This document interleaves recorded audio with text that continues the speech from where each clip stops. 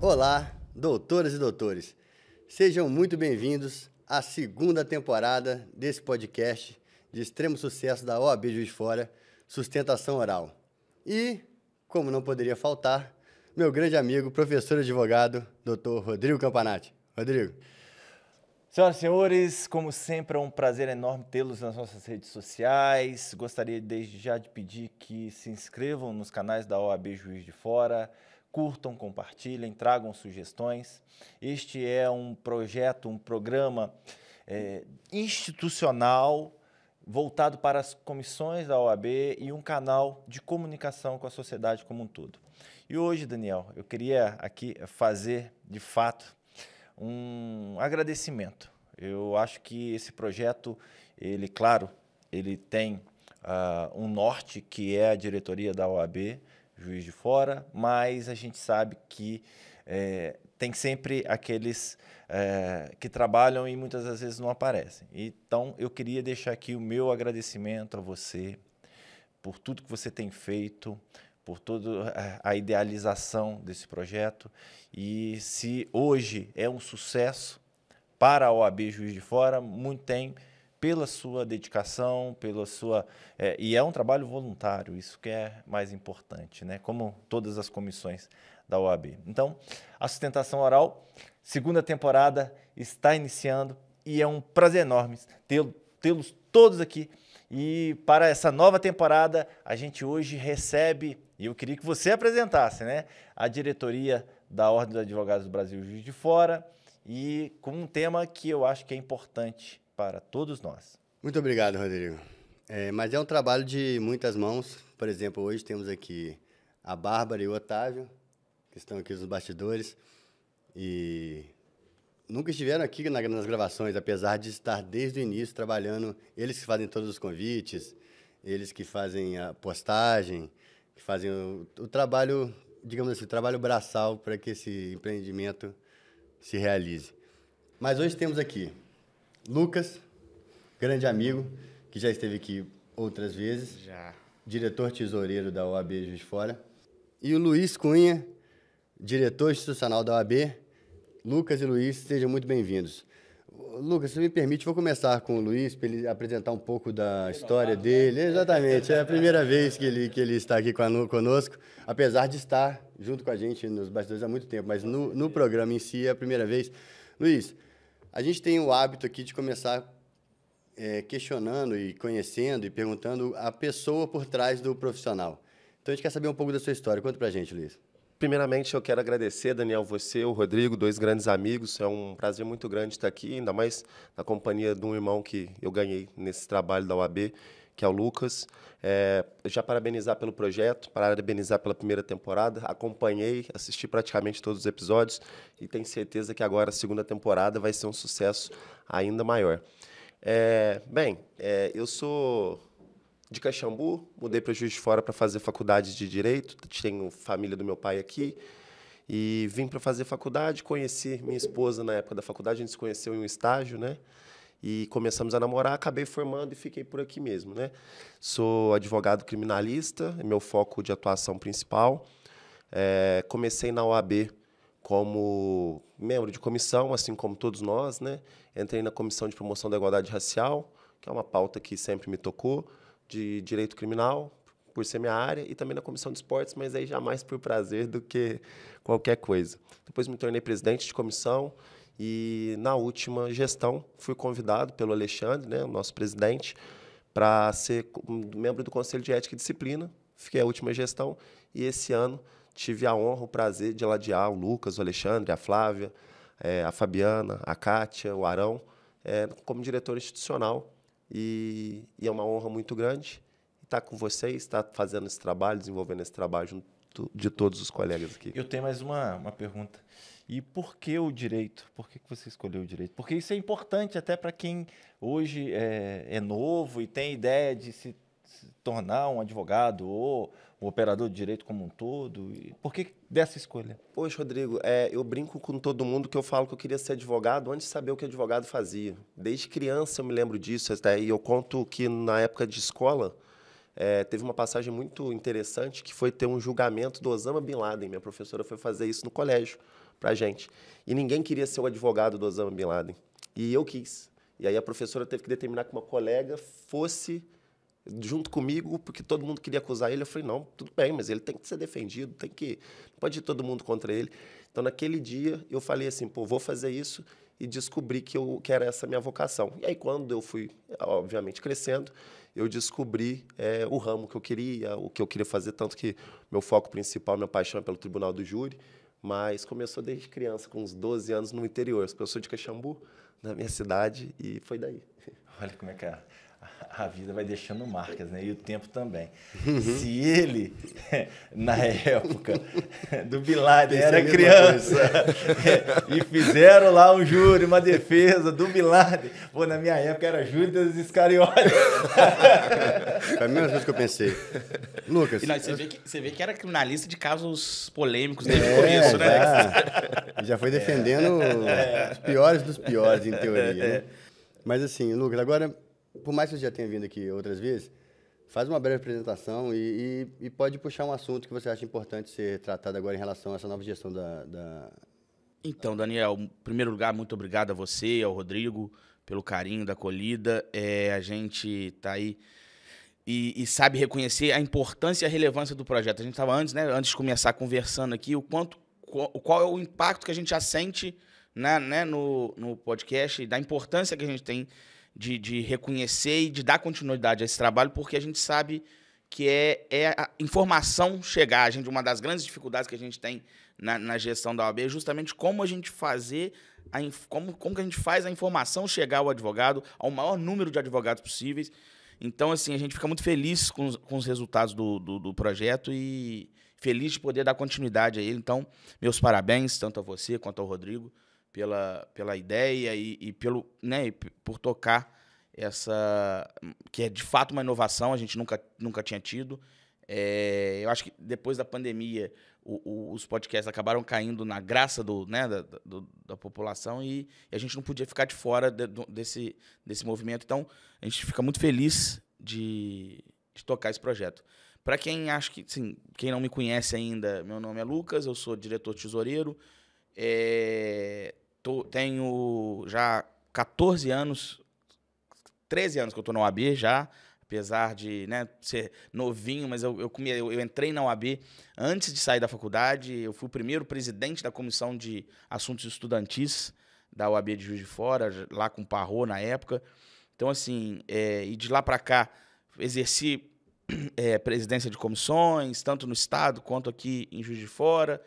Tive a oportunidade de ser diretor institucional e sou tesoureiro já há 2 gestões. E eu acho que é isso. O grande assunto, a grande demanda que a gente tem é justamente a gente conseguir cumprir uma gestão garantindo à advocacia o pleno exercício da sua profissão, o bom exercício da profissão, porque a gente sabe que advogar é realmente árduo, difícil, tem uma série de desafios. É uma profissão que, como quase nenhuma outra, depende muito de várias outras pessoas, de várias outras instituições. Então, a gente sabe o quanto é difícil advogar. Então, a gente entende que a função da OAB, nas suas mais diversas esferas, é propiciar ao advogado que esse exercício seja facilitado, viabilizado muitas vezes, porque quantas vezes a prerrogativa não tem que atuar para viabilizar o exercício de um profissional. Então, a gente entra nessa gestão com fôlego justamente para continuar nessa luta. Vencer a morosidade do judiciário, que eu acho que é o grande câncer que a gente enfrenta. Exatamente, eu acho que é o maior desafio do advogado é a morosidade, né? Então, e isso fora... O Luiz, melhor que eu, sabe, eu atuo em direito administrativo, né? A minha área de atuação é direito administrativo e direito médico. Então, assim, eu tenho menos dificuldades no exercício profissional do que o criminalista, às vezes, enfrenta muito mais, né? Em termos de violação de prerrogativa, né? Eu acho que o criminalista é a ponta de lança e que acaba apanhando mais, né? Então, assim, o grande mote da gestão é exatamente isso. E o Alexandre fala uma coisa que é muito verdadeira. Nós somos todos advogados. Então, assim, quando a gente trabalha para algo melhorar para a advocacia, a gente está trabalhando para a gente melhorar a nossa condição de trabalho, nosso exercício profissional. E é isso. Eu acho que a gente veio de uma gestão muito feliz. A gente, né, conseguiu entregar um trabalho bem legal na última gestão. É óbvio que ainda tem coisas a serem resolvidas, é óbvio que ainda tem muitos desafios a serem vencidos, mas a gente veio com uma estatística boa, porque dentro dos eixos de atuação a gente tem prerrogativas, ética, obviamente, né? O conselho também fez uma atuação mais cuidadosa, mais zelosa. O Luiz foi conselheiro na última gestão, e eles tiveram um trabalho acurado de buscar mediar problemas para uma solução mais célere de questões no Conselho, e que também prestigia e reconhece o trabalho e as dificuldades do dia a dia da advocacia. A gente teve... A estatística que a gente tem é que foram mais de 430 atendimentos de prerrogativa ao longo da última gestão. Então, se você fizer uma conta, dá pelo menos 2, 3 por semana. E a capacitação continuada dos advogados, né? Então, assim, aí, esse é um outro tema muito caro a nós. E tanto a ESA quanto as comissões realizaram mais de 200 eventos ao longo dos 3 últimos anos, que também dá uma média aí de 1 a cada 4 dias, me parece, se você considerar dias úteis, né? Então, assim... E eu acho que é isso. Agora a gente vem com novas expectativas, né? O Luiz tá aí acompanhando melhor que eu o trabalho de dia a dia das comissões, né? A gente acaba que tem que tratar muita coisa junto, porque a liberação dos eventos vem dele, né? Das atividades, e depois chega para mim para pagar a conta, né? Então... O homem que assina o cheque. Ô, Lucas, assim, antes de eu passar para os 2 criminalistas que estão ali sedentos para falar sobre prerrogativas e o que você sugeriu, eu queria fazer um testemunho, não um testemunho, talvez uma opinião. Assim, a OAB faz um trabalho em diversas áreas, humanitárias, por exemplo, a parte de defesa de direito racial, de direito das minorias, e muitas vezes esse trabalho... Eu não vou falar que ele é invisível, porque seria injusto, porque ele impacta muita gente. Mas para um público em geral que não foi impactado, que não está diretamente ligado com os trabalhos realizados, às vezes passa despercebido. Acha que foi uma outra pessoa que fez, ou talvez, às vezes, até outras pessoas se apropriam desse trabalho. E a OAB faz tudo isso, e que é uma coisa muito importante de se dizer. Tanto diretoria, quanto a gente, quanto presidentes de comissões, membros de comissões, é tudo voluntário, ninguém recebe absolutamente nada. E pessoas dedicam a prerrogativas, é uma dessas, de ir atender advogados em situações de humilhação. Às vezes de madrugada. Exatamente. Despendendo tempo, próprio dinheiro. Defendendo a própria classe, que no momento onde não tem a quem recorrer. Então, assim, o objetivo principal desse podcast, quando ele foi idealizado, foi justamente esse. Porque as comissões têm trabalhos, às vezes trabalhos que não têm apelo de marketing, apelo não atingem muitas pessoas, mas atingem poucos indivíduos, que para eles é fundamental. Então, assim, a nossa ideia foi justamente, né, Rodrigo, trazer visibilidade para mais pessoas daquele trabalho que é feito com tanto carinho e dedicação, e, assim, e cada um no seu nicho. Tem pessoas que fazem trabalhos focados para uma pessoa, outros focados para o advogado jovem, e você pode pensar a OAB como várias comissões fazendo trabalhos para advogados, mas não é. A maioria das comissões fazem trabalhos para a sociedade em geral, não é para advogados. Obviamente existe a parte da proteção da própria classe, defender direitos e tal, mas o trabalho mais importante, assim, e eu te falo de maior quantidade, além da parte de conhecimento, que você falou que também está crescendo bastante, que é de conhecimento tanto para os próprios advogados quanto para a sociedade em geral, que muitas vezes é aberto a qualquer pessoa, né? Na verdade, todos os eventos são, né, abertos ao público em geral. Obviamente que existem eventos que são temáticos, né? Então, os eventos temáticos, a tendência é que eles atraiam um público específico, né? Mas, no geral, os eventos são abertos ao público como um todo, né? E existem muitos eventos que são de fato eventos que tem... Porque existem algumas convenções, né?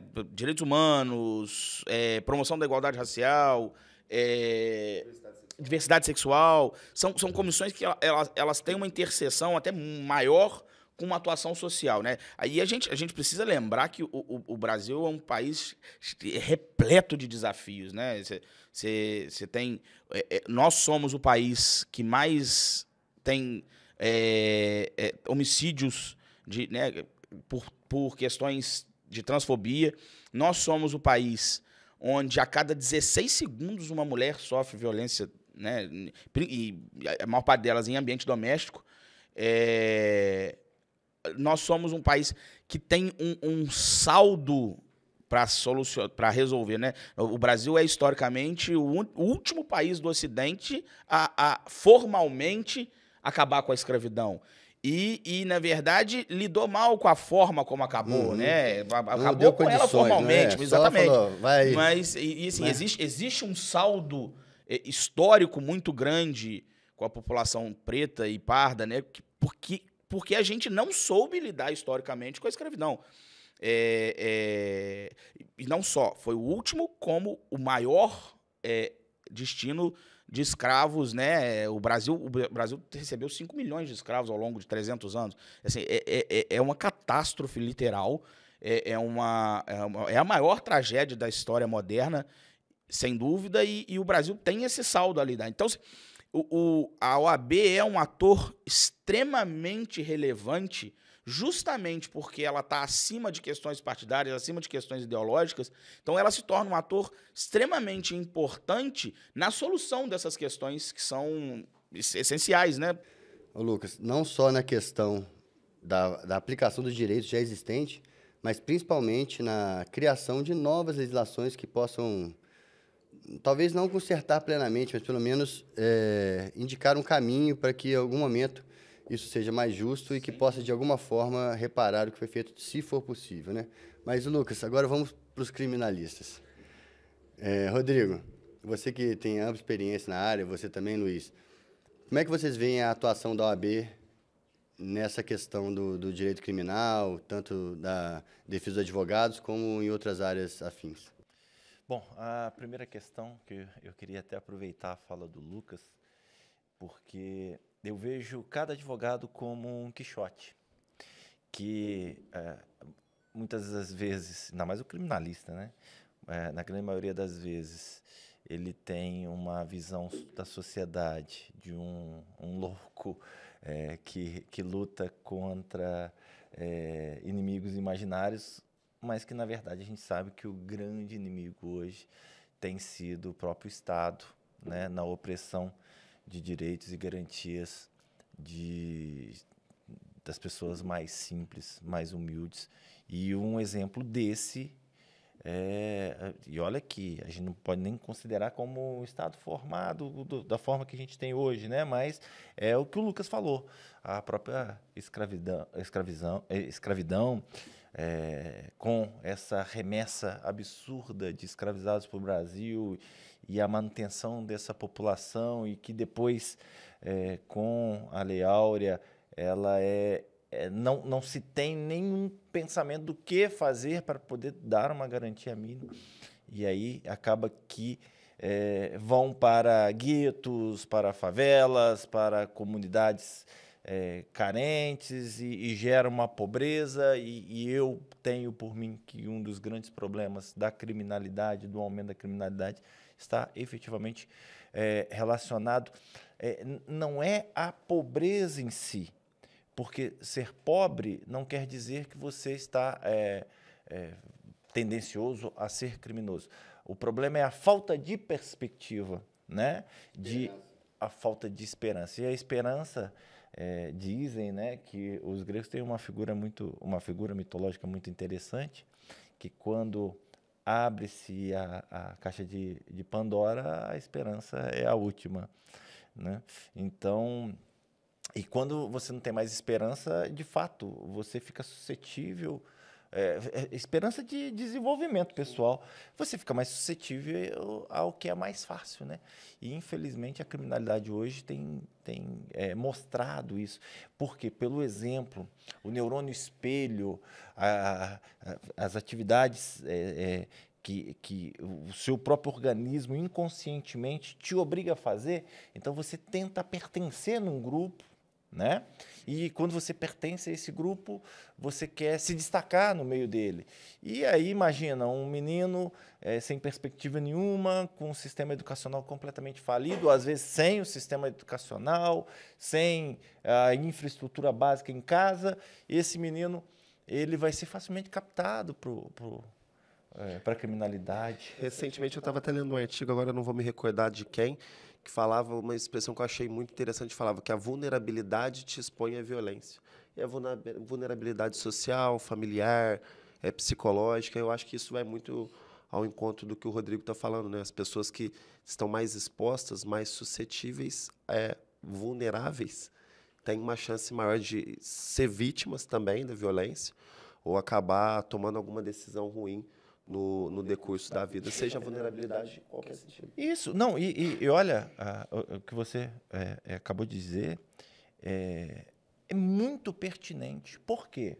Nós vivemos numa sociedade e é capitalista e ela é o sistema que prevalece hoje em dia. Então, as pessoas elas querem o consumo. Imagina uma pessoa em estado de vulnerabilidade, uma pessoa sem perspectiva de vida, que quer pertencer a um grupo que é o grupo que tem condições de ter alguma coisa. Essa pessoa vai olhar na comunidade ou no ambiente que ela vive, não que quem tem propriedade, quem tem capital, não cometa crimes. São crimes distintos, né? Obviamente. Natureza, até crimes bem maiores. Até maiores. Mas de impactos bem maiores. Mas porque eu fazia um teste com os meus alunos, eu chegava em sala de aula e falava, olhem para o seu lado. Todo mundo olhava. Agora a gente vai para a cadeia, porque eu fazia visita nas cadeias com os alunos, né? Falava assim, agora olhem para o lado. Você, de fato, o sistema prisional ele tem um público-alvo, né? Ele tem um público que é o que alimenta aquele grande leviatã. Você falou de alimentar, pegando o que o Luiz falou, é um sistema que se retroalimenta. É um sistema de violência, escassez, frustração, violência vai gerando pessoas que geram pessoas, que geram pessoas, que geram pessoas. E, assim, um Estado que, não vou nem falar que tenta, mas que se tenta, falha miseravelmente em tentar dar algum tipo de norte para essas pessoas e pensando assim, numa pessoa, não vou colocar em crimes isolados, crimes passionais, até crimes do colarinho branco, que aí são pessoas que estão sabendo exatamente o que estão fazendo. Nesses criminosos da grande massa, que sejam, vamos supor, pequenos traficantes, ou pequenos ladrões, seja furto ou roubo, eles são influenciados no mundo onde eles vivem. O ladrão que ainda não foi preso ou morto, ele é como se fosse um herói. Sim, claro. Porque ele consegue romper uma barreira que para eles é intransponível, que seria a barreira de uma ascensão social por meios dentro da lei, vamos botar assim. Mas aí o grande problema é quando o Estado vem, esses indivíduos precisam de uma proteção. E a proteção vai se dar com quem? Com o advogado.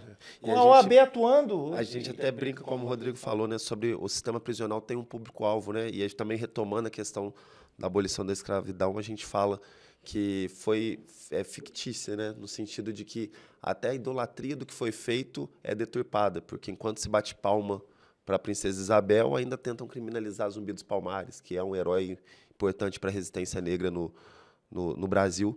E a gente fala que, hoje em dia, os presídios são os novos navios negreiros, né? Que o público específico dos presídios. Um pouco antes, até conversando com o Rodrigo ali fora, a gente estava falando sobre o formalismo de chamar de doutor, né?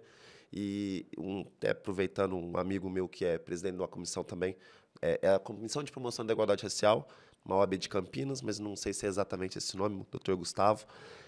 E ele falava para mim que entre a comissão dentro dos membros da comissão, eles fazem questão de se chamarem de doutores. Porque ele acha que eles entendem que é muito importante uma criança negra ver um homem de terno, uma mulher bem vestida sendo chamada de doutora. Que esse pode ser um exemplo positivo.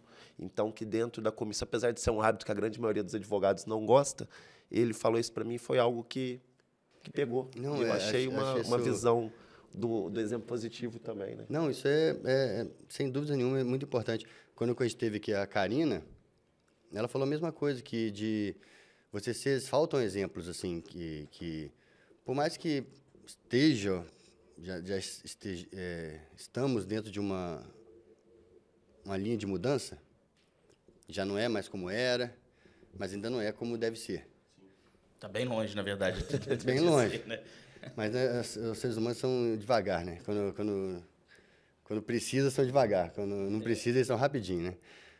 Mas, assim, a gente vê como faltam, às vezes, personagens icônicos, ou, às vezes, até heróis, heróis de ficção, por exemplo, para crianças. Faltava até brinquedo, por exemplo, Barbies, por exemplo, que, por mais que seja uma coisa banal, mas... Então, mas não é banal, né? Exatamente, na verdade, não é banal. É porque poxa, uma criança preta, uma criança negra que não tem uma Barbie preta, né? Ela não se sente... Né? Ela não consegue se enxergar. Ela não brinca brinquedo. com ela mesma. Olha a insanidade da coisa. Exatamente. Ela não se enxerga num brinquedo. Porque o brinquedo é a coisa mais simples. Padrão quando eu disse banal. Não, mas quando eu disse banal foi em relação eu entendi ao objeto. Parece ser banal, né? E, na verdade, quando o grande discurso contrário, né, o conservador nesse sentido, é dizer que isso é banal. Que não faz diferença. Exatamente, mas é porque não é algo que afete a essas pessoas, né? Então, assim, eu acho que o grande desafio do Brasil, e aí, de certa forma, até do Brasil e de grandes partes da América, esse é um desafio que eu acho que a gente compartilha com os Estados Unidos, né, por um certo paralelismo, né, histórico, que é vencer a chaga que a escravidão deixou no tecido social. Porque, diferente de outros lugares, a escravidão no Brasil, ela de fato permeou todo o tecido social. Tanto não foi só uma escravidão de campo, ela era parte cotidiana do movimento urbano do país. Então, assim, de fato os grandes desafios. Acho que não maior, até porque corre junto, do que o desafio de vencer a concentração de renda. O Brasil é, sem dúvida, um dos países onde a concentração de renda... O mundo inteiro vive um fenômeno, né, de 50 anos para cá de alta concentração de renda. Se você considerar que 1% do 1% mais rico do mundo detém mais recursos do que os outros 60% mais pobres, né? Então, você está falando de 1%, 50, 60 mil pessoas, milhões de pessoas, tem mais dinheiro e mais poder aquisitivo do que 4 bilhões de pessoas somadas. Mas isso no Brasil é muito gritante, né? Porque é visível, né? Porque, diferente de outros lugares do mundo, a pobreza ela não é tão visível quanto no Brasil, onde você tem grandes centros urbanos como Rio de Janeiro, São Paulo, você tem bolsões de miséria do lado de... Eu estava em São Paulo semana passada e eu estava comentando exatamente isso. Cara, você passa num lugar, coisa mais linda do mundo, pô, você fala, cara, país, isso é coisa de primeiro mundo. É só você olhar do lado de lá do Rio. Uma favela gigantesca. Não, e também você não... Mas aí tem a parte daí, a consequência também de... Você, assim, acho que você... Vamos botar filosoficamente, o mundo te trata como você trata o mundo. Então, assim, esses 1% no Brasil, eles são, às vezes, vítimas de violência que são criadas pelo próprio sistema que eles alimentam. Que é esse sistema aquele ciclo vicioso que a gente falou, que vai se autoalimentando. De você... Ainda tem outro ponto que a gente conversou aqui no episódio com assuntos prisionais, que é a ressocialização. Que você vive aquela falácia de que bandido bom é bandido preso, bandido bom é bandido morto. Só que esse ser humano, eu não vou entrar em crimes específicos, porque aí vai do julgamento pessoal de cada um.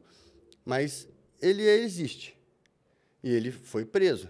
E ele vai sair. Isso são fatos incontestáveis. Então, como você vai tratar toda essa cadeia de acontecimentos, vai fazer com quem vai ser a pessoa que vai sair ali no final da punição.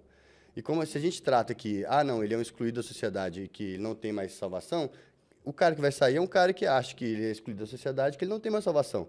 Como é que você quer que essa pessoa haja de uma forma melhor ou que tenha uma oportunidade? Não, eu não falo nem do psicológico dele mesmo, que já é totalmente destruído. Eu falo que oportunidade ele vai ter. Qual que é a chance que ele tem de ser melhor na próxima tentativa? E a gente fala muito também da hipocrisia do ser humano, né? Acho que é uma tendência do ser humano, de certa forma, em algum momento, ser hipócrita, porque a gente passa a pensar que bandido bom é bandido morto, igual a gente escuta, se tem 40 é porque cabe 40 dentro de uma cela, até que um desses 40 passa a ser um nome, um rosto conhecido. E aí muda a perspectiva, né? Tanto que as pessoas brincam no criminal que se seu filho cometer um crime e alguém cometer um crime com seu filho, se você desejar a mesma pena, você é uma pessoa justa. E não é o que acontece na grande maioria das vezes, né? Quando a gente passa a ter uma proximidade maior, quando essa violência atinge a gente, com um familiar, um parente cometendo um crime, aí a gente já começa a reestruturar todos esses pensamentos, a ressignificar. Porque nesse caso específico falta empatia, né? A capacidade de se enxergar no outro, né? Que empatia é isso, né? Você conseguir se enxergar. E como, na verdade, a gente tende a tratar a população, detalhe, é a terceira maior do mundo, né? Só perde para a China e para os Estados Unidos. Aí eu não sei se China quem é primeiro, mas nós somos a terceira e os dois são os que têm maior população que nós. População carcerária. Carcerária. E assim, e aí, a tendência é que você considere essa população excluído, naturalmente você não consegue criar empatia. Enquanto a gente não tiver uma visão diferente, né, mais empática com relação a essa população, de fato, não há projeto eficaz de ressocialização. Mas essa é a opinião particular minha, talvez várias pessoas discordem. Mas assim, tirando crimes que envolvam violência, e olha que eu não sou um profundo conhecedor do direito criminal, nem da situação prisional do Brasil como eles. Mas assim, vou dar um exemplo. Se enquanto eu estou aqui, uma pessoa vai lá e furta todos os bens da minha casa. Se eu pudesse, não, assim, essa pessoa vai ser jogada numa cela com 40 pessoas. Eu seria contra. Não contra a punição, mas contra o nível de punição, a partir do momento que o nosso sistema carcerário não consegue oferecer uma condição minimamente humana. O cara me causou um dano, beleza, mas esse cara ser jogado numa cela com 40 pessoas, onde não tem nenhuma condições de ir no banheiro direito, fora, isso excluindo a parte de violência, que a gente não pode afirmar, ou também de um conhecimento coletivo, eu acho que talvez seja uma punição severa demais, baseado no dano que foi me causado. Eu vou conseguir reconstruir de novo, mas aí, para ele, imagina você ser colocado numa cela com 40... Eu já vi relatos de pessoas sendo trancadas em containers no Nordeste, 30 pessoas trancadas em containers. Porque pessoas ficam dias na delegacia porque não tem vaga no presídio, algemado no corredor. Gente, a gente tem uma estatística de que da população carcerária, né, acho que são 600 mil pessoas, 200 mil são presos que não tem condenação, não tem trânsito em julgadas, né, não tá cumprindo pena. Ele está preso por fatores diversos, pré-condenação. Desses 200 mil, aproximadamente 20 a 30 mil pessoas estão presas provisoriamente há mais tempo que estariam se fossem condenadas no máximo de pena que seria possível. Nós estamos falando de uma população tem muita cidade em Minas que não tem 30 mil pessoas. A minha, por exemplo, não é. tem. Muriaé inteiro. Eu sou natural de Muriaé, pelo menos no registro. Então, assim, não à toa é reconhecidamente hoje aquela que eles chamam de situação de coisa inconstitucional, né? Assim, é um desastre, a olho nu. E aí é exatamente nesse ponto que a gente enxerga a importância institucional da OAB, né? Como um ator capaz de atuar acima de qualquer ideologia, acima de qualquer posição político-partidária, como um protagonista na solução desses problemas nacionais. E aí que a gente enxerga o quanto a OAB é relevante. E eu não sei, não conheço no mundo um país que tenha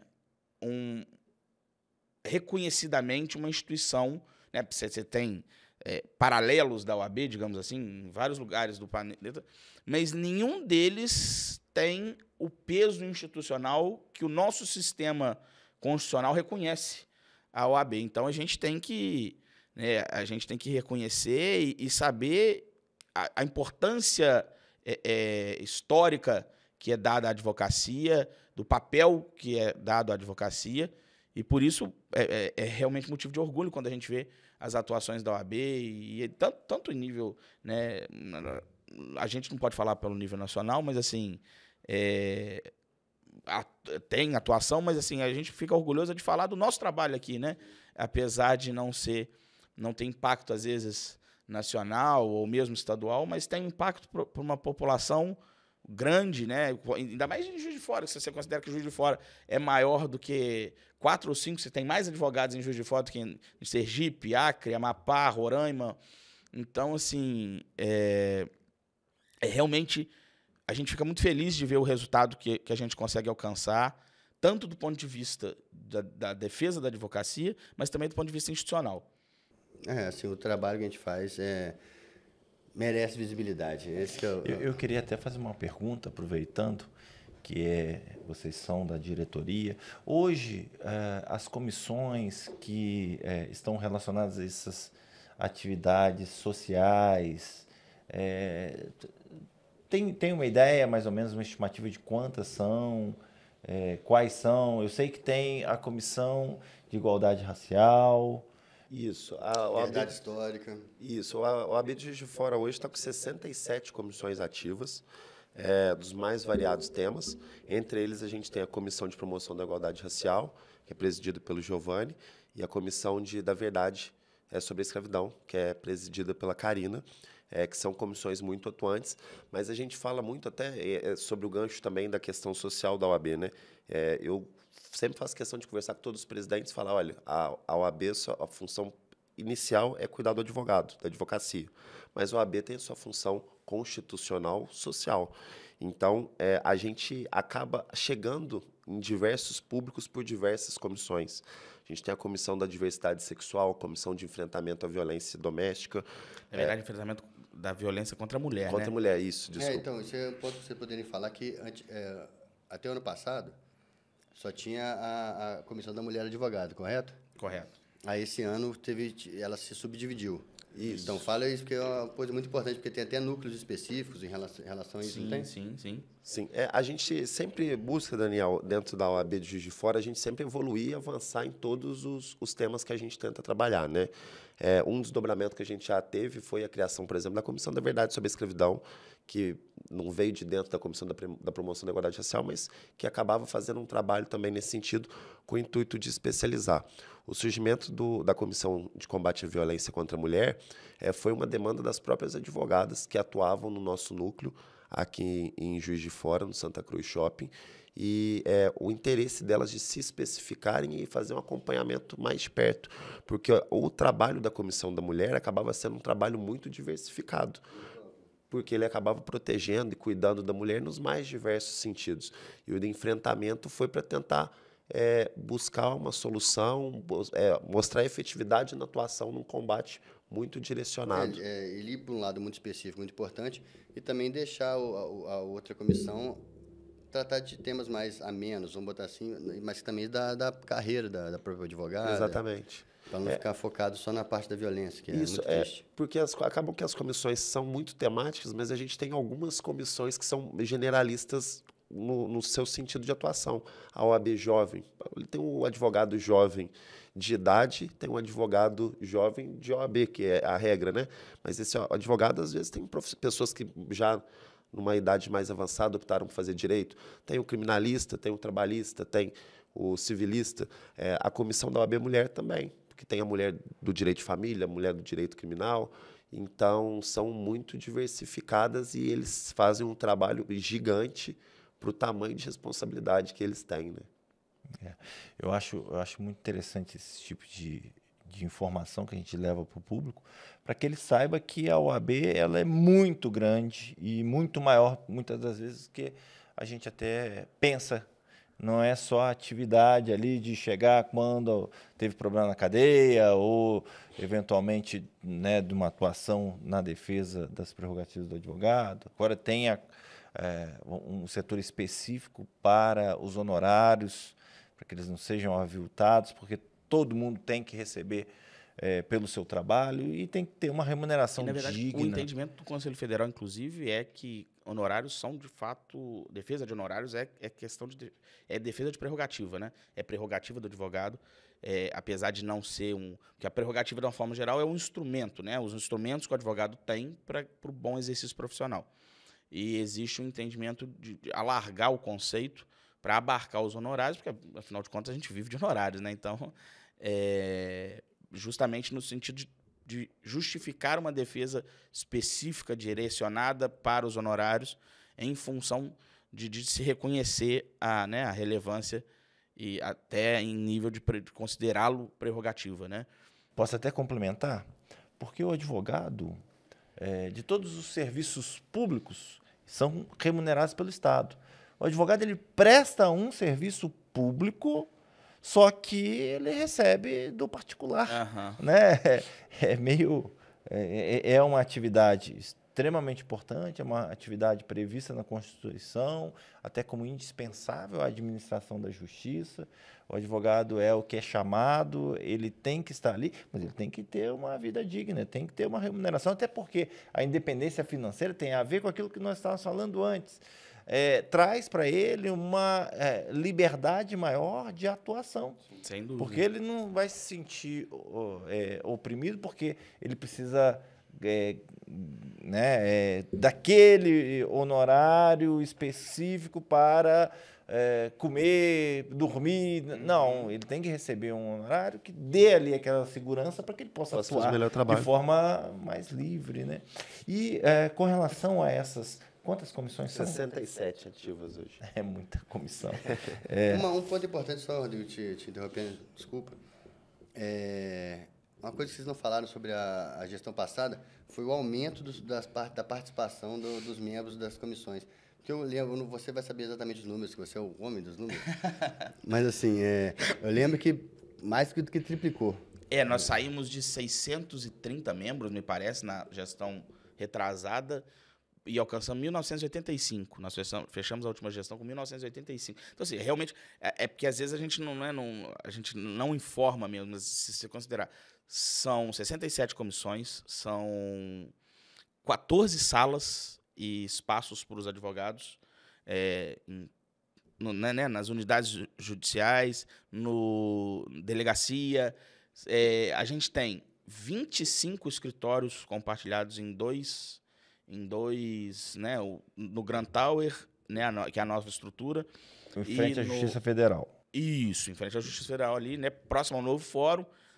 Ontem a gente até inaugurou o núcleo da Jovem Advocacia, que é lá também. É uma estrutura voltada para cursos menores, mais focados. Um auditóriozinho. Isso, um auditório, acho que para 15 pessoas lá.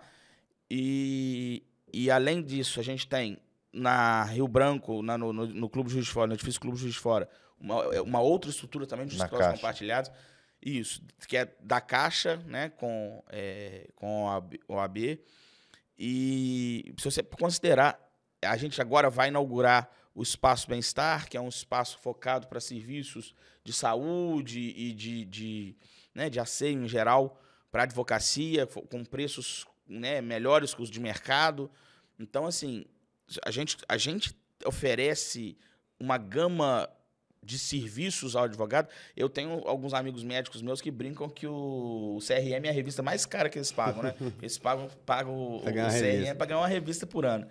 Então, assim, ao contrário, a OAB oferece uma série de estruturas e de benefícios ao advogado que, assim, é muito difícil um advogado que usufrua desses serviços na ponta do lápis, não tenha o retorno da anuidade quase que completo. A gente né? até comenta de alguns colegas que hoje em dia nem tem mais a advocacia como sua profissão principal, trabalham em algumas outras áreas, mas fazem questão de permanecer vinculados ao AB por conta de toda a estrutura que é ofertada. Não, e Né, assim- a comissão de esporte, só que a gente vai lembrando, né? A comissão de esporte a gente oferece, né, para qualquer advogado que quiser participar, uma estrutura, né, contratada ali na Associação Portuguesa, que a gente chama de Arena Portugal, né?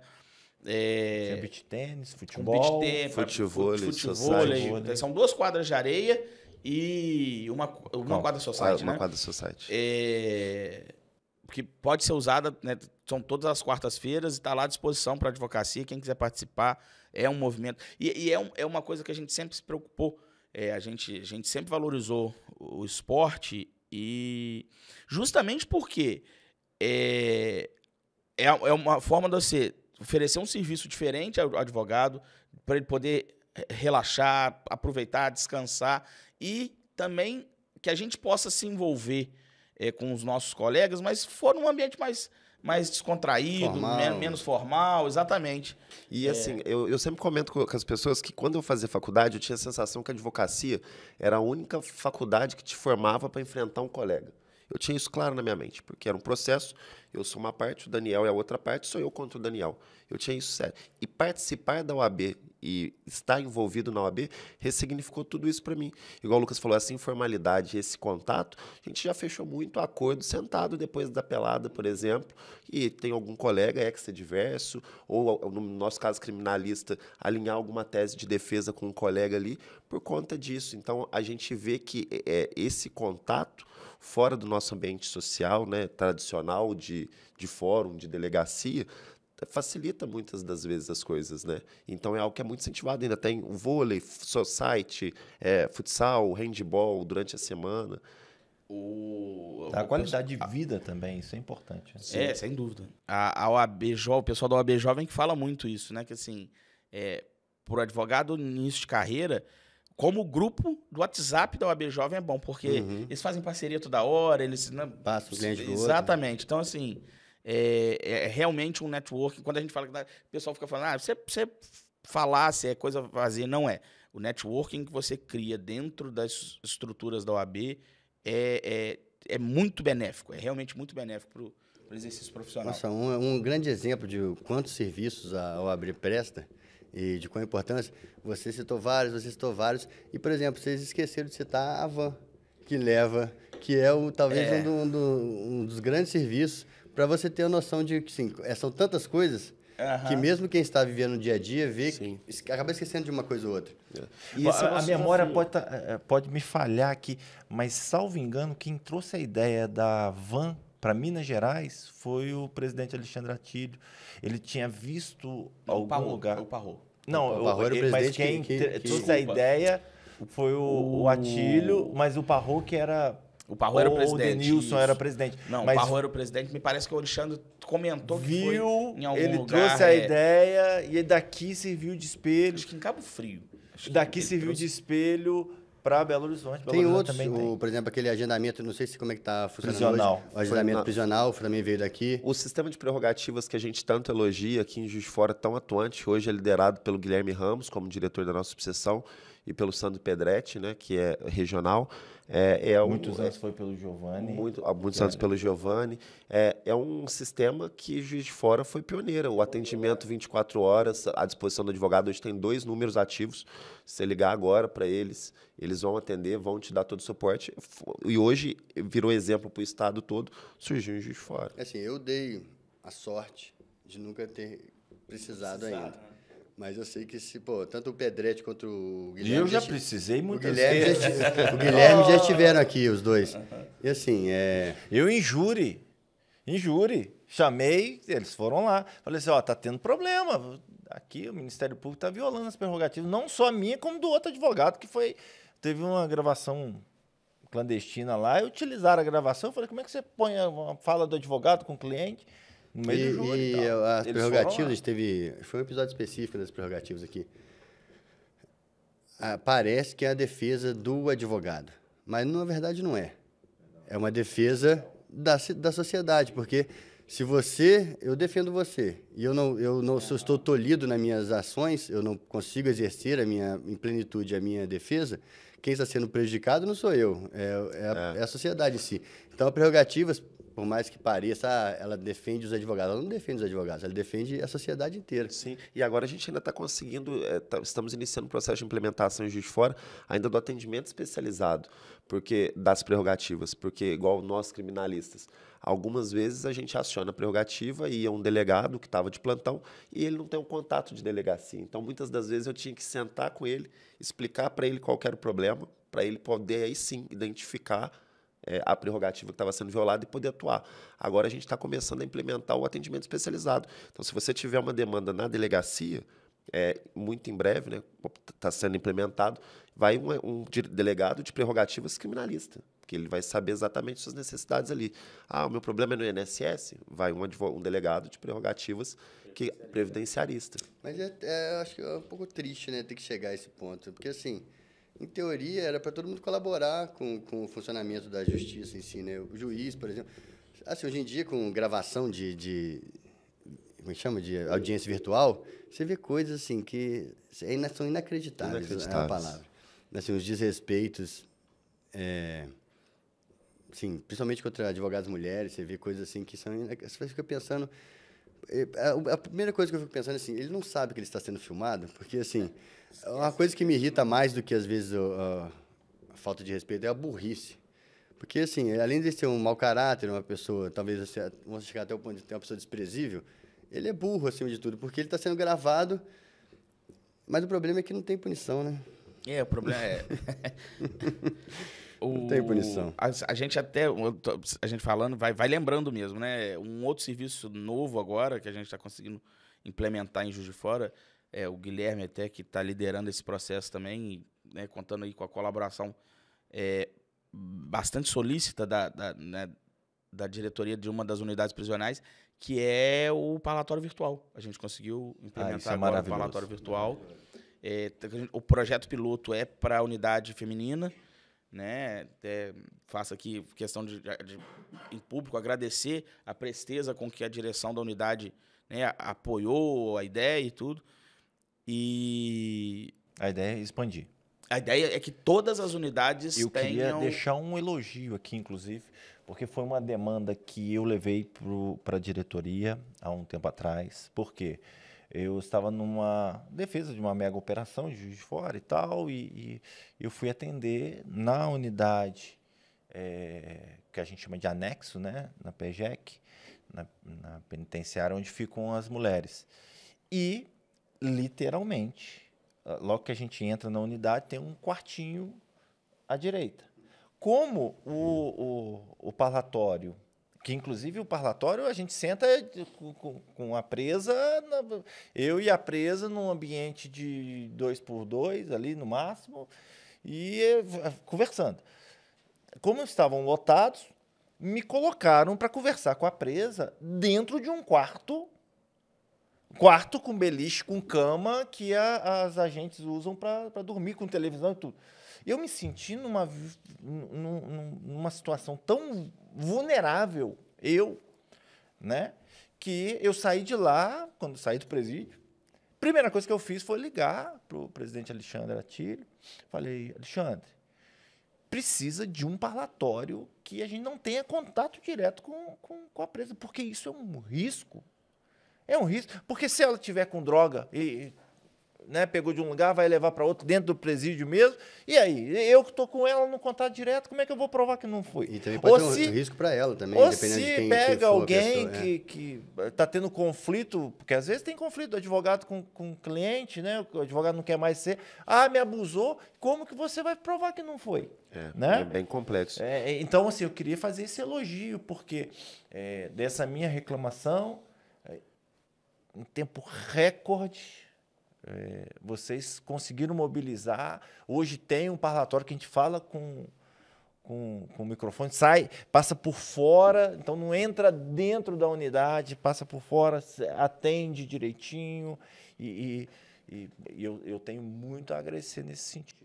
A ideia sempre, Rodrigo, nossa, e aí é um desafio grande da nossa gestão, é levar tudo que a OAB faz para o colega. E a gente tem o desafio de atender o que chega para a gente também, né? Uma demanda, assim como das unidades prisionais, a AVAN também, uma demanda muito forte que a gente recebe, por exemplo, é sobre transformar a delegacia, a sala da delegacia em 24 horas. E é uma necessidade que nós sabemos que tem. A gente brinca que a gente é advogado de porta de cadeia, de presídio, de onde precisar. Eu já cansei, tenho certeza que o Rodrigo também, de virar à noite na porta da delegacia em Santa Terezinha. E a gente ter a sala disponibilizada é um conforto para a gente. Uma água, um banheiro limpo, uma impressora, um computador. E isso é uma demanda latente. Todos os colegas que a gente conversa trazem isso para a gente. E é uma coisa que a gente está trabalhando, que pretendemos em breve conseguir. Na verdade, a gente até já tinha um projeto, né, ia se implementar no passado, mas ia se implementar via estadual, que era um projeto que até ia abarcar outras subseções, além de Juiz de Fora. Mas a ideia é que, eu não sei exatamente os motivos, mas o projeto acabou sendo interrompido em nível estadual. Agora, a ideia é que a gente assuma por Juiz de Fora mesmo. A gente está estudando a viabilidade, qual seria o modelo, mas a ideia é de que tanto a sala da delegacia quanto a sala da Justiça Federal vão passar a funcionar em breve como sala, que eles chamam de sala inteligente, né?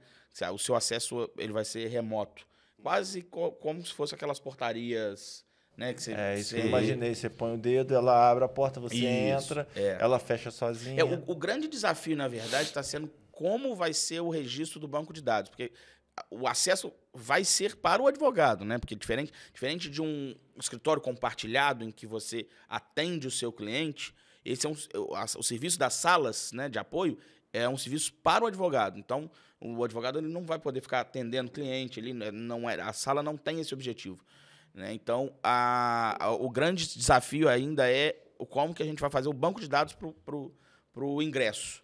Então, por isso que ainda não conseguimos fechar todos os detalhes, mas a gente acredita que em breve a gente vai conseguir viabilizar. Olha, e isso é extremamente importante, porque a presença do advogado, e o Luiz sabe disso, na delegacia, ela evita todo e qualquer tipo de assédio que, eventualmente, a pessoa que está presa ela venha a sofrer. Né? Não estou falando só de agressão ou pressão psicológica. Não, tem um advogado ali que traz a tranquilidade de que essa pessoa não vai ser vítima da ação do Estado. Não tenho muita experiência criminal, trabalhando com você, às vezes eu cumpro uma diligência ou outra. A sala do OAB já me salvou, eu tive que ficar lá, acho que mais de 6 horas lá na delegacia, tentando liberar uma pessoa que ela não devia estar presa, e meu celular descarregando, e eu tinha que mandar um e-mail para Manhuaçu, para o Fórum de Manhuaçu, para ele mandar uma liberação, um trâmite desse. E a sala do OAB foi assim, a salvação que eu consegui. Eu tinha só o cabo do meu celular, eles lá me emprestaram a pontinha, a fonte, para eu poder carregar meu celular. Enquanto isso, consegui mandar e-mail. E esse tempo que eu estava lá, no final deu tudo certo. Consegui liberar a pessoa que estava injustamente detida. Mas, assim, se não tivesse a sala da OAB ali, a minha prestação de serviço seria literalmente impossível. Eu teria que sair dali do Santa Terezinha e ir lá no meu escritório para carregar meu celular e me comunicar, e depois voltar. E nesse tempo todo que eu não ia conseguir fazer, vamos supor assim, o meu trabalho de conversar com os agentes, conversar com o delegado, para tentar que eles ajudassem a dar a solução, uma coisa que era só um problema técnico, burocrático. Dava para resolver, ele não merecia estar preso, entendeu? Uhum. Então, assim, é fundamental. Vocês que são criminalistas sabem melhor que a gente, né? Eu não atuo no criminal, mas eu não consigo enxergar uma estrutura que melhor se adeque à necessidade de ser a sala inteligente, né? Do que a estrutura da delegacia, porque realmente faz muita falta. Muita falta. O meu era de dia, imagina de noite, de madrugada, como é que vai seria, entendeu? Eu tenho uma pasta que fica dentro do meu carro, né, que eu ainda brinco, que é o meu kit de delegacia, cara. Tem um powerbank, tem umas barrinhas de cereal, sobrevivência, né? tem um lenço, tem algumas coisinhas, já é o kit de delegacia. Quando o telefone toca, eu só pego essa pasta e vou, porque a gente vai se virando com o que tem, e é fundamental, uma coisa urgente, a gente está trabalhando muito para, em breve, ser implementado. Tem um outro serviço que eu gostaria de perguntar, que é com relação à saúde do advogado. Eu me recordo que, há um período atrás, o presidente Alexandre Atílio chegou a falar que nós tínhamos num desses serviços, um atendimento virtual, uma telemedicina? Temos. Ainda existe? Como que aciona isso? Quem que eu procuro? É um aplicativo, na verdade. Esse é um serviço da Caixa, em nível estadual, em parceria com o Hospital Israelita Albert Einstein. E aí é um aplicativo, salvo engano, é Meu Einstein, que chama o aplicativo. É baixar o aplicativo, você vai precisar fazer um cadastro, obviamente, né? E aí vai informar a OAB, vai pedir a informação da OAB, e aí você pode acessar. E em termos de saúde, esse é um dos serviços que a gente tem, né? Porque além desse serviço, e esse totalmente gratuito, faz atendimento, e faz atendimento especializado, não é porque a pessoa pode ter a ideia de que é o geralzão. Não é. Você vai falar, não, o meu problema é o quê? É dermatológico. Então, eles vão te direcionar para um especialista da área.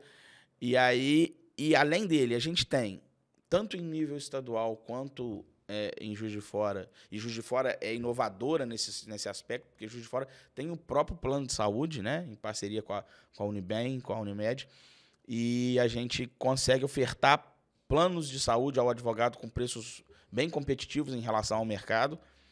E a gente tem na sede um atendimento odontológico, que também tem preços bem competitivos com relação ao mercado, também é viabilizado, né, pela Caixa de Assistência. Na sede Avenida dos Andradas? Isso, na Avenida dos Andradas, exatamente. No segundo andar da Avenida dos Andradas, por meio de agendamento, você tem um serviço odontológico que tem preços bem competitivos, porque a Caixa subsidia parte dos insumos.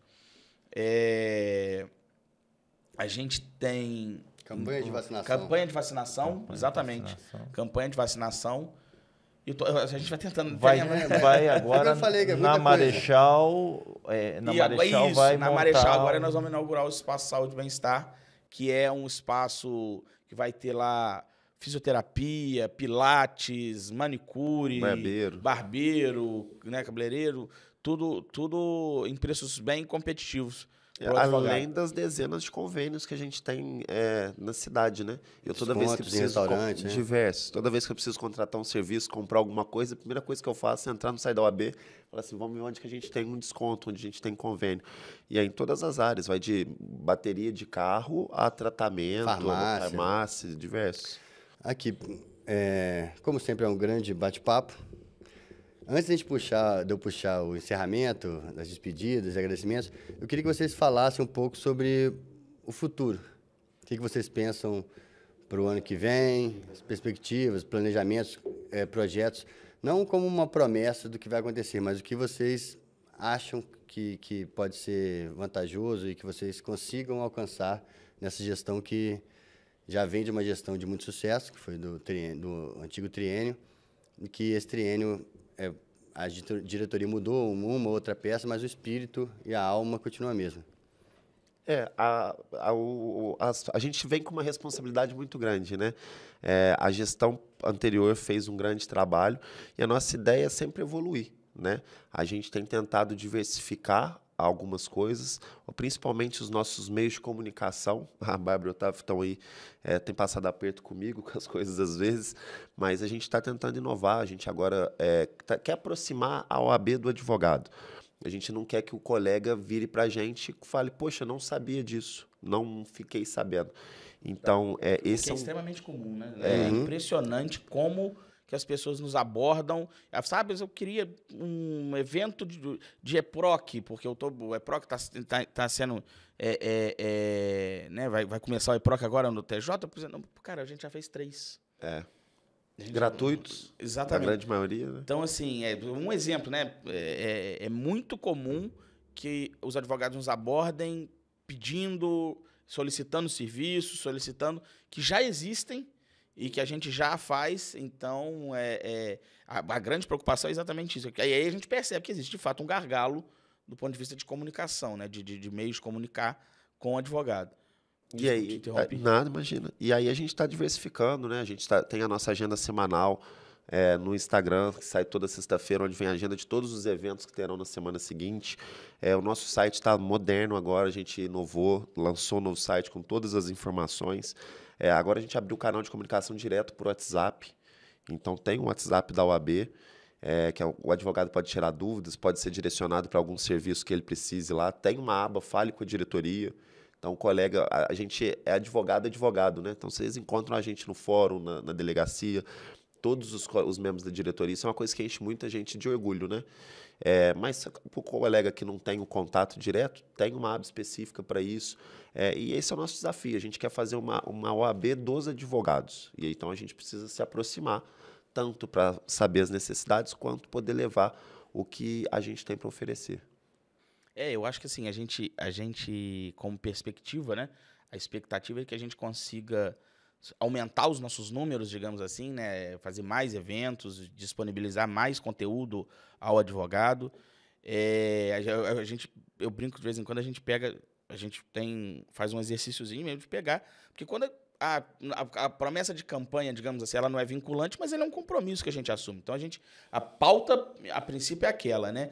E aí, até o parlatório virtual, a prerrogativa especializada, a criação da comissão, né? O núcleo da OAB Jovem, são todos compromissos que a gente assumiu e que a gente está, né, cumprindo, mas a gente, assim, nosso grande desafio aqui, na minha opinião, eu acho que vai ser o foco do nosso esforço nos próximos meses aí, né, talvez anos, é justamente a gente criar mecanismos de viabilização da melhora da celeridade processual. A gente criou já a comissão, era um compromisso que a gente tinha, e agora a comissão, a gente vai até trocar uma ideia com o pessoal no Rio de Janeiro, porque lá eles têm um projeto piloto que parece que tem uma abordagem bem interessante, e a nossa ideia é realmente mapear a atividade das varas e acompanhar e a partir daí iniciar um diálogo, né, com o Poder Judiciário para que a gente possa realmente viabilizar processos mais céleres. Isso mudaria, né, tudo, né? Então, o sonho de consumo é isso, né? É viabilizar isso.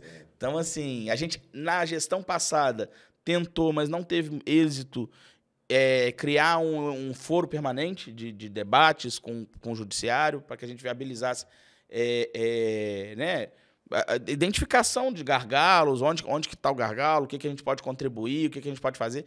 Não conseguimos avançar muito, porque, de fato, existe uma resistência institucional. E assim, quem vai lutar por isso? Vai ser a OAB? Não tem quem lute por isso. E quando você luta por isso, você não está lutando, novamente, sendo repetitivo, você não está lutando pelos advogados, você está lutando pelo direito das pessoas de serem atendidos num tempo razoável, porque às vezes a pessoa tem um direito, ela está certa, mas demora 10 anos para chegar a uma resposta. Não é nada cidadão, né? Você ter uma prestação jurisdicional pouco efetiva. Exatamente. Né? Às vezes a justiça se torna injustiça.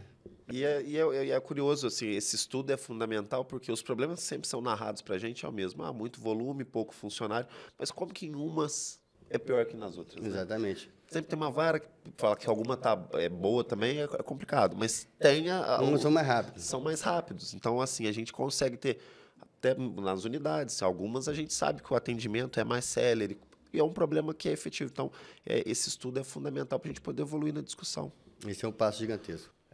Eu já vou até antecipar, eu tenho um sonho, esse sonho né, complementando isso que vocês estão falando, a celeridade e tal, é que, quem sabe no futuro a OAB, né, regulamentado direitinho, não crie um núcleo especializado em arbitragem, conciliação, mediação pela OAB, uma forma de descentralizar, ao invés de ter que sempre entrar na demanda. Na verdade, assim, nós já temos. A gente tem um núcleo, né, mas como ele é um projeto piloto... De mediação e conciliação. De mediação e conciliação. A arbitragem acho que não pode ainda. Não, a arbitragem não, mas ele é focado em processos éticos. Processos éticos. Processos éticos. Então, porque ele está na fase piloto, né? Mas o sonho é que a gente consiga realmente expandir. Porque nada melhor, imagina. A próxima fase é justamente para mediar eventuais conflitos de advogados com clientes para questão de honorário. Então, se a gente pode escolher, por exemplo, um árbitro, né, que é terceiro, que nem tem relação. Imagina se a gente tivesse a possibilidade de ter uma Câmara Arbitral na própria OAB, por exemplo, com 3 advogados julgando e com toda a instrução, com aquilo, igual é uma arbitragem Seria normal. basicamente expandir o Conselho de Ética para a população em geral. Para que fosse o aberto projeto, em geral, expandir, entendeu? exatamente, Mas esse para projeto. isso eu acho que teria que ter uma regulamentação da própria OAB. Bom, no mais, eu queria agradecer a presença desses nossos queridos e ilustres colegas, dizer que foi maravilhoso conversar, como sempre, né? E gostaria também de agradecer a presença, gostaria de convidar a todos vocês que assistiram esse episódio, que vejam os anteriores e que assistam os futuros, porque esse trabalho está retomando esse ano, 2025, e eu tenho certeza que vai ser um trabalho duradouro e sustentável da própria OAB. Rodrigo, antes da gente encerrar oficialmente, queria que os convidados dessem as palavras finais e passassem em redes sociais. Por exemplo, você citou essas novas formas de comunicação do OAB, passa o site, passa o WhatsApp, se você tiver de informação. Pudesse, se não tiver de cabeça, a gente coloca no... Não, sem problema. A gente sempre faz o convite para que todos os colegas sigam, principalmente o Instagram da OAB de Juiz de Fora. É muito ativo. A gente sempre divulga todos os eventos, todos os projetos que a gente tem por lá. Também vão no site, mas o Instagram, porque acaba sendo um método prático de acesso rápido.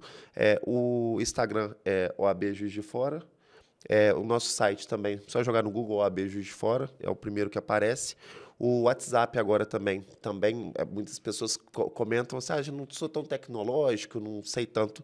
Agora, o WhatsApp é o meio que a grande maioria das pessoas tem acesso, consegue utilizar. Então, é pelo telefone da OAB, 3690-5900. Você mandando a mensagem, você já fica registrado no banco de dados e os informativos também vão ser enviados por lá. Repete o número, por favor. 3690-5900. Telefone da OAB de Juiz de Fora. E por lá você vai receber também todos os informativos e notícias, além dos e-mails que a gente sempre tem. A gente pede para deixar os dados sempre... É obrigatório, né, o advogado ter seus dados atualizados junto à OAB. Também informações relevantes são enviadas por e-mail. A gente está diversificando para poder sempre chegar nos colegas. Os painéis também dentro das nossas salas de apoio, também sempre tem os informativos dos eventos que estão acontecendo. A gente convida os colegas também a olharem sempre que tiver, ou no fórum, ou na justiça do trabalho, enfim, aonde for. Lucas? É isso aí, pessoal. Agradecer mais uma vez a você, Rodrigo, Daniel. Muito obrigado pelo carinho, pela acolhida e dizer que a gente está aí firme e forte. Agradecer ao Luiz por ser parceiro mais uma vez e dizer que assim, é realmente diária a luta. A gente sabe, né, os grandes desafios que todos nós advogados enfrentamos mas que todo advogado pode ter certeza absoluta que tem na OAB um parceiro, um aliado na sua luta, nos seus desafios, e que o advogado pode contar com a OAB, porque ela está aqui para ele. Então, muito obrigado mais uma vez e convidar de novo, né, reforçar o convite para que os advogados acessem mais esse serviço. Hoje a gente falou fiado, né? Mas tem debate de qualidade aqui. Nada. Hoje a gente passou muita informação importante. Né? Talvez as mais importantes, porque todo o outro conteúdo que a OAB produz, tanto social como para os próprios advogados, tem que chegar até as pessoas. E o meio são os canais de comunicação. Então, a gente tem, por mais que a gente não dê a informação específica, a gente constrói a estrada. É isso. Para que chegue até todos. Com certeza. Também quero agradecer, Daniel, você pelo convite, o Rodrigo pelo convite, o Lucas também pela parceria. É um prazer muito grande para a gente estar aqui inaugurando a 2ª temporada. Tenho certeza que vai ser um sucesso absoluto, como foi a outra e como serão as próximas também. Para a gente também é um grande prazer. Rodrigo? Peço, então, que deem like, comentem, compartilhem, se inscrevam nos canais da OAB e sigam o podcast Sustentação Oral, que é um podcast pensado e voltado para você. Muito obrigado e a gente se vê. Um abraço.